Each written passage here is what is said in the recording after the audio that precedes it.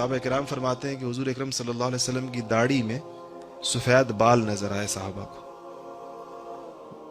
تو صحابہ نے کہا کہ شبت یا رسول اللہ، یا رسول اللہ آپ بوڑھے ہو گئے، آپ کی داڑھی میں بال سفید ہو گئے. فرمایا کہ شیبتنی ہود و اخواتها، مجھے سورہ ہود نے اور اس جیسی کچھ صورتوں نے بوڑھا کر دیا.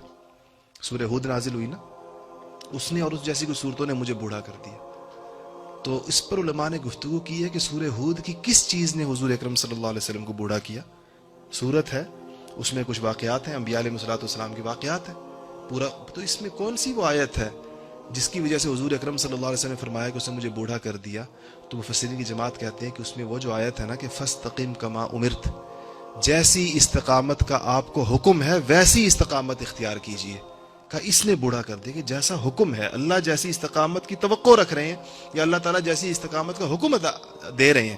اللہ فرما رہے ہیں کہ یا رسول اللہ مجھے آپ سے، اے میرے حبیب مجھے آپ سے ایسی استقامت چاہیے. تو فرماتے ہیں یہ تو اللہ تعالیٰ کے پیمانے پر انسان کے لیے پورا اترنا کوئی آسان کام نہیں. تو علماء کہتے ہیں کہ سورہ ہود میں یہ وہ جگہ ہے جس کا خیال کر کے، جس کی ذمہ داری کا احساس کر کے حضور اکرم صلی اللہ علیہ وسلم کی داڑھی میں بال سفید ہو گئے. تو استقامت اور دین پر ٹھہرنا یہ ایک ایسی چیز ہے. مجھے ایک بات یاد آئی، ایک صحابی نے حضور اکرم صلی اللہ علیہ وسلم سے پوچھا، یہ جو دیہات سے صحابہ آتے تھے نا، یہ بڑے کھلے سوالات کیا کرتے تھے، جو دیہاتوں کا مزاج ہے، اعرابی دیہاتی. تو وہ صحابہ فرماتے ہیں کہ ہم تو جو حضور کی صحبت میں رہنے والے تو بہت منج جاتے تھے، دیہاتی آتے تھے اور تابڑ توڑ کچھ بھی پوچھ لیا کرتے تھے اور بڑے سیدھے الفاظ میں پوچھا کرتے تھے. تو صحابہ فرماتے ہیں کہ ان کی باتیں تو بڑی ڈائریکٹ ہوتی تھی اور ہم تو ادب آداب کا لحاظ رکھنے والے، ہم تو نہیں پوچھ سکتے تھے ایسے. لیکن ان کے آنے سے فائدہ یہ ہوتا تھا کہ وہ ایسے ایک چیز پوچھ لیتے تھے، حضور اکرم صلی اللہ علیہ وسلم جواب دے دیتے تھے، ہمیں بھی فائدہ ہو جاتا تھا کہ اچھا ہاں بھائی یہ بات پتہ چل گئی. تو ہمیں بڑا انتظار رہتا تھا کہ کچھ دن تک کوئی دیہاتی نہ آئے، تو ہمیں انتظار ہوتا تھا کہ اللہ کسی دیہاتی کو بھیج کچھ پوچھے، وہ آ کر ہم سے تو بولا نہیں جاتا مجلس کے اندر رعب کی وجہ سے. ایک صحابی آئے اور کہا کہ یا رسول اللہ مجھے کوئی بات کیجیے، مختصر سی بات کریں اور ایسی بات کریں کہ پھر اس بات کے علاوہ مجھے کسی اور بات کی ضرورت نہ پیش آئے. تو اب اتنا بڑا دین ہے، اس کو یہ کہنا کہ مجھے ایک مختصر سی بات کریں اور ایسی بات ہو کہ پھر اس کے بعد مجھے کسی اور سے پوچھنے کی اور کسی اور کی طرف دیکھنے کی نوبت نہ آئے، بس چھوٹی سی بات ہو. تو حضور اکرم صلی اللہ علیہ وسلم نے فرمایا کہ قل آمنت باللہ فاستقم، 4 لفظ فرمائے. بس کہا کہہ دو کہ میں اللہ پر ایمان لایا اور اس پہ ڈٹ جاؤ. بس پھر قل آمنت باللہ، کیا کہو؟ ایمان لایا اللہ پر، فاستقم، پھر ڈٹ جائے اس کے اوپر، پھر اب اس پر ڈٹ جائے. بس یہ وہ مختصر سی بات فرمائی کہ اس کے بعد انسان خود سمجھتا ہے کہ اب اللہ جل جلالہ چاہتے کیا ہے مجھ سے. اور استقامت یہی چاہتی ہے کہ جو کچھ اللہ تعالیٰ چاہ رہے ہیں اس کے مقابلے میں آپ نے کسی اور چیز کو ترجیح نہیں دینی، اس کے مقابلے میں پھر آپ نے کسی اور چیز کی طرف دیکھنا نہیں ہے. تو علماء نے بیان کیا کہ یہ جو میں اسی آیت کی طرف دوبارہ عرض کروں آپ سے کہ جو چیزیں اس میں بتائی گئی ہیں، ایک انسان جو دین پر چلنا چاہتا ہے، آپ نے کبھی غور کیا کہ اس کے راستے کی رکاوٹیں کیا؟ وہ آدمی جو دین پر چلنا چاہتا ہے اور پورے دین پر چلنا چاہتا ہے، اس کے راستے میں 3 رکاوٹیں، ہر انسان کے راستے میں 3 رکاوٹیں. پہلی رکاوٹ نفس کی رکاوٹ ہے. انسان کا نفس اس کو دین پر نہیں چلنے دیتا اور وہ انسان کے سامنے مختلف چیزوں کو اس کے لیے زیادہ مرغوب کر دیتا ہے بنسبت دین کے. فجر کی نماز، ٹھنڈی ہوا، گرم بستر. اب نفس نے فیصلہ کرنا ہے کہ ٹھنڈی ہوا کھانی ہے، ٹھنڈے پانی سے وضو کرنا ہے اور اب اس نیند کو چھوڑ کے مسجد جانا ہے، یا گرم بستر جس کے اندر رضائی میں دبکا ہوا ہے یہ زیادہ بہتر ہے. تو ظاہر بات ہے اگر وہ نفس حاوی ہے تو وہ لیٹا رہے گا، اور اگر اس کی روحانیت حاوی ہے تو اس کو نکال لے گی اور اس کو لے جائے گی اور بہت لمبا سفر بھی طے کرائے گی.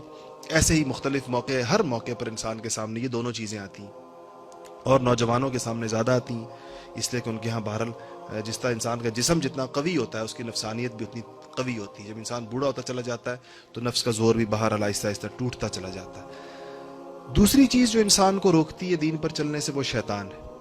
حدیثوں میں بالکل واضح آتا ہے انہ یجری کمجری الدم، کہ وہ آپ کے جسم کے اندر ایسے گھومتا ہے جیسے خون گھومتا ہے آپ کے جسم میں، اور مختلف موقعوں پر وسوسے ڈالے گا، بہکائے گا، چیزوں کو مزین کر کے پیش کرے گا. شیطان کے بارے میں آتا ہے کہ وہ چیز دیکھیں آپ سے جھوٹ بلوائے گا تو یہ پہلے آپ کے دل سے جھوٹ کی قباحت کو کم کرے گا کہ میں تو مصلحتاً بول رہا ہوں، میں تو یہ جھوٹ اس لیے بول رہا ہوں کہ اس کا فائدہ یہ ہے، اس سے کسی کو نقصان تھوڑی ہو رہا ہے۔ مجھے ایک صاحب کہنے لگے، کوئی بات میں نے ان کو سمجھائی تو مجھے کہنے لگے کہ میں جھوٹ بولتا ہوں مگر ایسا جھوٹ بولتا ہوں جس سے کسی دوسرے کا نقصان نہ ہو، جھوٹ کی وہ قسم جس میں دوسرے کے نقصان والا جھوٹ نہیں بولتا۔ تو میں نے کہا آپ کا اپنا نقصان تو ہوتا ہے ہر جھوٹ میں، کسی اور کا ہو یا نہ ہو، اپنا نقصان تو ہو گیا۔ تو بالکل وہ سمجھ رہے تھے کہ جھوٹ کی یہ قسم اس میں داخل نہیں ہے کہ جس میں کسی کو نقصان پہنچانے والا جھوٹ کہتے ہیں، میں نے کبھی نہیں بولا، ویسے جھوٹ بولتا ہوں۔ تو یہ شیطان مزین کر دیتا ہے اعمال انسان کے سامنے، یعنی خوشنما کر کے پیش کرتا ہے، تم تو یہ اس مقصد کے لیے کر رہے ہو۔ تو ایک ایسی نوجوان آتے ہیں میرے پاس، تو میں نے اپنی باتیں بتاتے ہیں، تو میں ان کو کہا کہ نہیں، میں اصل میں ان کی اصلاح کرتا ہوں، اصلاح کی نیت سے میں نے کچھ تعلقات رکھے ہوئے، اور میں ان کو اچھی باتیں بتاتا ہوں، اور میں ان کو دین کی باتیں بتاتا ہوں، اور میں ان کو یہ کہتا ہوں اور میں وہ کہتا ہوں۔ تو میں ان کو روکتا رہا اور ان کو اس اصلاح کے، اس مصلح اور مرشد کے منصب سے کہ آپ جہاں پر اپنے آپ کو فائز سمجھ رہے ہیں، خیر اس کے جن نتائج اور جن مہلکات کی طرف اندیشہ تھا ان کو وہ پیش آئیں چیزیں بعد میں، اور بعد میں انہوں نے مجھ سے کہا کہ آپ نے بالکل صحیح کہا۔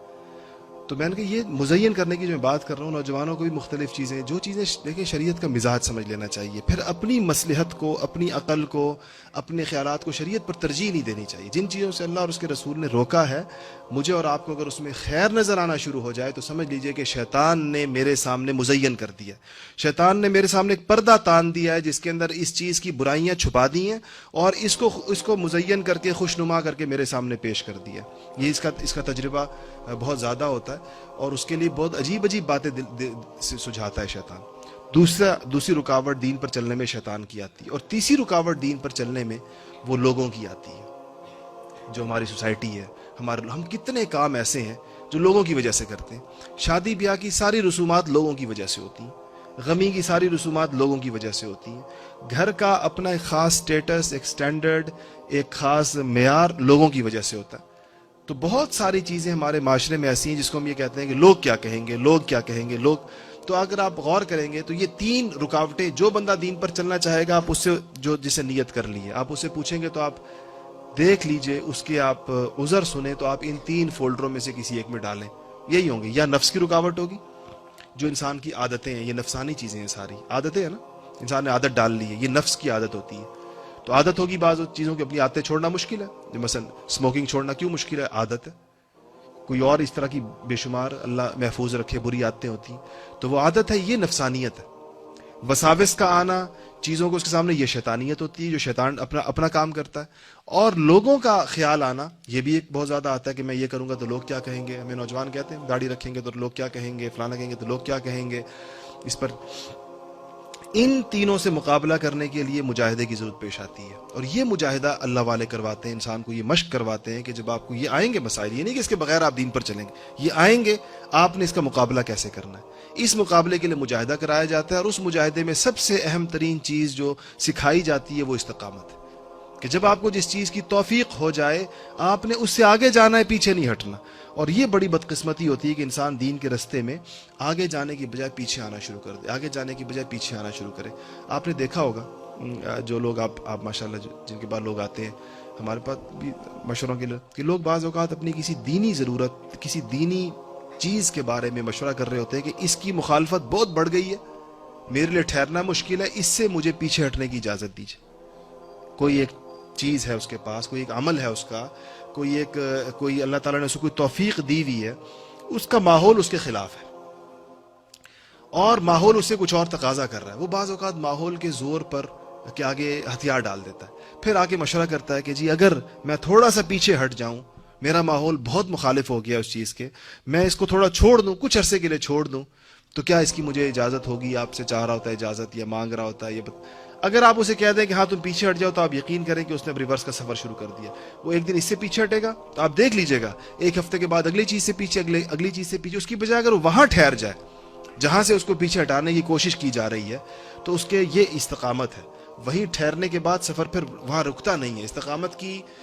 استقامت کی خاصیت یہ ہے کہ آگے بڑھاتی ہے، روکتی نہیں ہے انسان۔ آپ جس چیز پر سٹینڈ لیں گے دین کی، کھڑے ہو جائیں گے، وہاں آپ کھڑے نہیں رہیں گے۔ یہ توفیقات کو، کہ جس کو جلب توفیق کہتے ہیں، یعنی توفیقات کو کھینچتی ہے، توفیقات کو آسان کرتی ہے، ایک چیز کے بعد دوسری چیز کی توفیق، دوسری چیز کے بعد تیسری چیز کی توفیق، چوتھی چیز کی توفیق. اور گناہوں میں بھی یہ خصوصیت ہے کہ ایک گناہ دوسرے گناہ کو کھینچتا ہے، دونوں جگہ یہ چیز ہے. زادتہم ہدا، قرآن میں آتا ہے نا کہ ہم ہدایت کو یوں بڑھاتے ہیں، ہدایت کی ایک چیز دوسری چیز کے لیے سبب بنتی ہے، دوسری چیز تیسری چیز کے لیے سبب بنتی ہے. استقامت کے اوپر آپ یہ جو آیت میں نے آپ کے سامنے تلاوت کی، آپ ذرا اس کے ثمرات کو دیکھیے کہ اللہ جل جلالہ کیا فرما رہے ہیں. ان الذین قالوا ربنا اللہ ثم استقاموا، پہلی بات کتنی عجیب ہے کہ تتنزل علیہم الملائکہ، ان کی یعنی ان کی اس سے سنیے کہ اگر اہل استقامت یقیناً وہ کسی موقف پر کھڑے ہیں، اگر ان کی تائید اہل زمین نہ کر رہے ہوں، وہ تنہا ہے وہ آدمی، تو اللہ فرماتے ہیں میں آسمانوں سے فرشتے اتاروں گا تمہاری تائید کے لیے. اگر تمہارا زمین پر کوئی حمایتی اور مددگار نہیں ہے صحیح موقف کے اندر، تم صحیح موقف پر کھڑے ہو اور تم تنہا ہو گئے ہو اور اہل زمین میں سے کوئی تمہارا ساتھ دینے کو تیار نہیں ہے، تو اللہ فرماتے ہیں گھبراؤ نہیں، تتنزل علیہم الملائکہ، میں آسمان سے فرشتے اتاروں گا تمہارے لیے. اور تنہائی کے اندر تمہیں کیا خوف ہوگا؟ دو چیزیں ہوں گی. اپنی تنہائی کا کبھی افسوس ہوگا کہ میں اکیلا رہ گیا اس میں، جیسے کہ حسین ابن علی کربلا کے میدان میں تو میں اکیلا رہ گیا، تو اللہ فرماتے ہیں کہ اللہ تخافو، اور تمہیں کوئی خوف نہیں ہوگا، یا آگے کا خوف ہوگا یا پیچھے کا افسوس ہوگا. تو اللہ فرماتے ہیں نہیں، اہل استقامت کو یہ دونوں نہیں ہوں گے، نہ تمہیں اپنی تنہائی پر اور اپنے موقف پر کوئی افسوس ہوگا، نہ تمہیں آگے کا کوئی ڈر ہوگا. دونوں چیزیں یہ کیفیت عجیب چیز ہے انسان کو اگر حاصل ہو جائے، اور یہ اہل عزیمت کو اور اہل استقامت کو حاصل ہوتی ہے. یقین جانیے کہ جن کو استقامت نہیں، ان کا دل ہمیشہ لرزتا رہتا ہے، اور نقصان سے زیادہ بڑی چیز نقصان کا خوف ہوتی ہے. یہ بات یاد رکھیے گا، نقصان بڑی چیز نہیں ہے، نقصان کا خوف بڑی چیز ہے. آپ اس کا کبھی تجربہ کر کے دیکھیں. آپ خدا نہ خواستہ اللہ نہ کرے، ایک ہے کہ آپ کہیں سے گر گئے تو چوٹ لگ گئی، وہ اتنی تکلیف دہ نہیں ہوتی. وہ جو گرنے سے پہلے کا جو منظر نہیں ہوتا، جو آپ نے آپ کو گرتا ہوا دیکھ رہے ہوتے ہیں، اور آپ کے خیال میں آپ کا پاؤں پھسلا اور آپ گئے اور اب گرے، وہ جو کیفیت ہوتی ہے وہ زیادہ خطرناک ہوتی ہے. ایسے ہے یا نہیں ہے؟ گر کر تو اتنا زیادہ کچھ بھی نہیں ہوتا، لیکن گرنے سے پہلے وہ جو ایک انسان پر قیامت گزرتی ہے کسی بھی نقصان سے پہلے، وہ زیادہ سخت ہوتی ہے. ہم ہمیشہ ہر اس کا اصول یہ ہر نقصان کا. تو اللہ فرماتے ہیں یہ اہل استقامت کو نہیں ہوگا. اللہ تخافو، نہ خوف ہوگا، نہ ان کو حزن ہوگا، نہ ان کو ملال ہوگا، نہ ان کو خوف ہوگا. وَأَبْشِرُوا بِالْجَنَّةِ، سیدھی جنت کی بشارت دے دی گئی ان کو.